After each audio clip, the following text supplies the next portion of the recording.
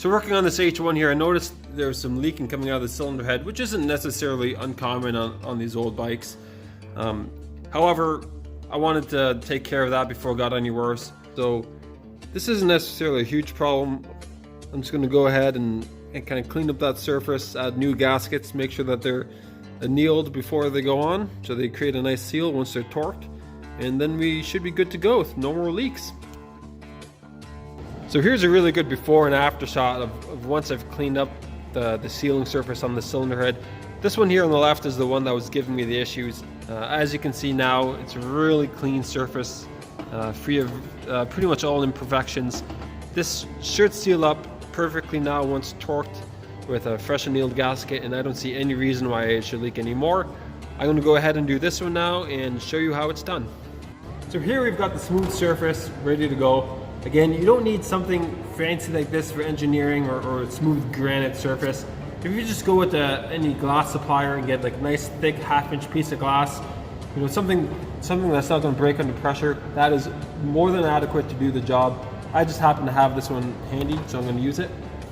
And again, this is just to ensure that you get a nice, smooth, flat finish, as opposed to maybe working on a workbench that might be uneven. So I've got my 400 grit sandpaper. Very simple.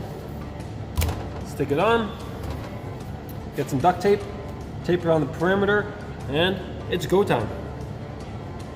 One thing I would recommend is only tape around the very, very edge. Because these cylinder heads are so large, you want as much space as possible, and you really want to take up or use as much of the sandpaper as you can, because why not? You paid for it, you might as well use it. So now that my surface is prepped, I've got the center cylinder head that I'm going to be working on now. I just went ahead and cleaned the surface with some solvent just to get rid of any debris that might go onto the sandpaper, and then put deep scores into the material, which is kind of anti-productive. So I've got the cylinder head prepped, I've got the sandpaper taped to our flat surface, trusted solo cup, a little bit of water, and again, I just like to work in even circular motions. That way no corners of the head are going to be less likely to dig into the sandpaper.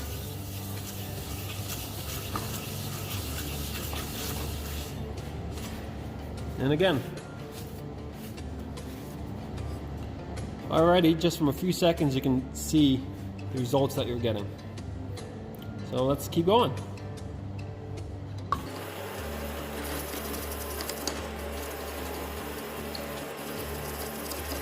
For the amount of work that this took, I mean, this here was maybe 45 minutes tops, and that looks pretty good to me. So next up in the process is to anneal the copper head gaskets. Now this is a step that maybe a lot of people miss if they're not too familiar with the process. But if you look here, it might be hard to tell, but it's actually got a decent amount of rigidity. And what annealing will do is basically bring the copper up to its critical temperature, and then when it cools, it relaxes all the molecules and just really softens the metal or the copper, and allows it to really squish into the sealing surface to create the best seal possible once everything's torqued down. So to do that, obviously we've got the gaskets, we've got our propane torch, some Scotch-Brite to scrub off any carbon buildup, some water.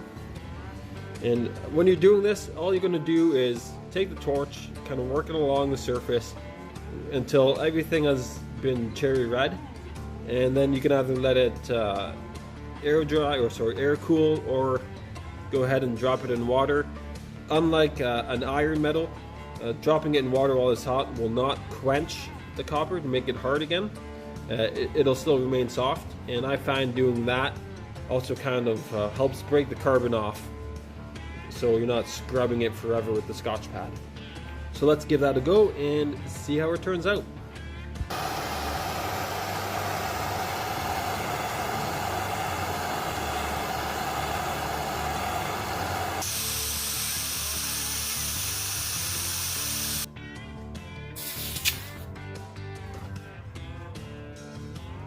And then you can see there, the soot just comes off really easy.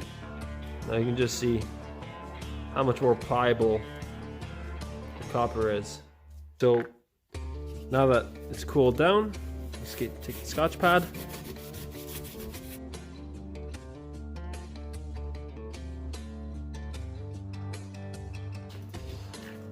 And there you have it. Ready for installation. With the heads and the gaskets now ready to go, I took the opportunity to clean up the tops of the cylinders. Normally if you're doing a top end rebuild, I'd highly recommend doing the same treatment to this surface as you did to the cylinder heads. However, with this motor, since I'm not taking the cylinders off, all I did was get some solvent, clean it up the best I could, and now we're ready for install. Now remember, when torquing down your cylinder heads, to always follow your manufacturer spec, which for this particular motor is up to 16 foot-pounds in an X pattern, going in increments of 5 foot-pounds at a time.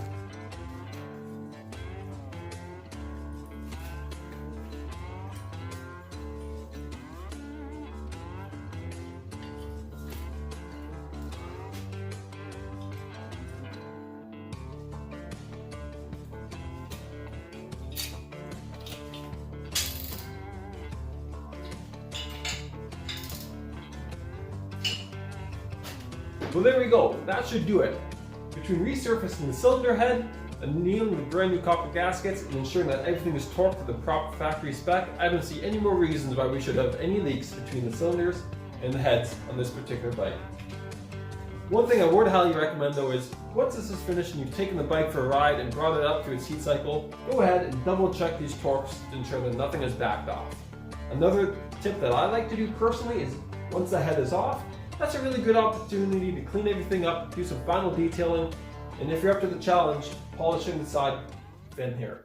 Just gives the bike a bit of extra pop when you're taking it to cruise night and showing it off around town.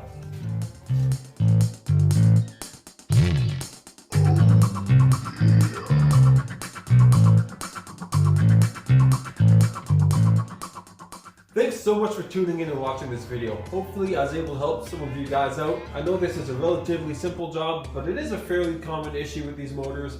So again, hopefully you're able to get something out of this and help prevent any leaks in your future engine builds. If you'd like to see more how-to videos or other content on amazing bikes like this, please feel free to go through my channel, check out some of my other videos, and if you're so inclined, click that subscribe button for more updates, as I always like to release more content. Other than that, guys, thanks again, and as always, ride safe.